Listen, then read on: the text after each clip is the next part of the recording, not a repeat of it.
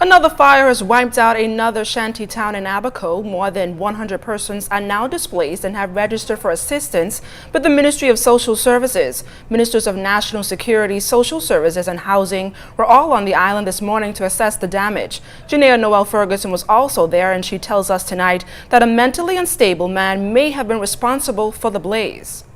Fire sparks still visible on the remains of the shanty town that housed more than 60 structures on sandbanks in Treasure Key, Abaco. The fire started early Sunday, leaving a significant number of persons displaced. I could see the flames. The fire just was raising and it was burning. It started burning the hoses to the back, but it was catching the front here. It took about 15 to 20 minutes before the fire engine could come, because I probably think they was trying to fill up the fire engine for water or whatever. I was sleeping. When I outside they say fire, and I came out with got my phone. The first thing I do, grab my phone and call Mr. Collins to come to help us with the fire. We fought the fire for approximately 5.5 hours.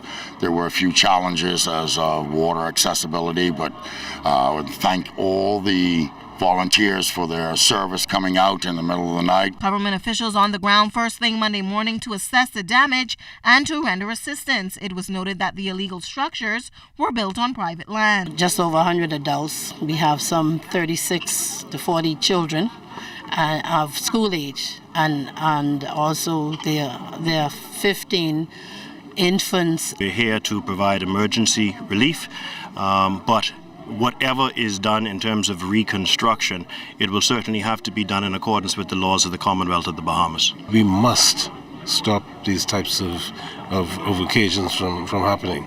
And if people just obey the rules and regulations and the laws that govern our country, I don't think that we would have this kind of tragedy. Now, residents who lived in this shanty town reported that a mentally unstable man resided here, and he has been giving problems for quite some time. They hold him responsible. The person has a mental problem. From the day before he did it, he went out on the road running naked, and they had to put clothes on him. Who have said to us that he has a challenge, but we want to be able to establish that in a way where we can speak specifically to it.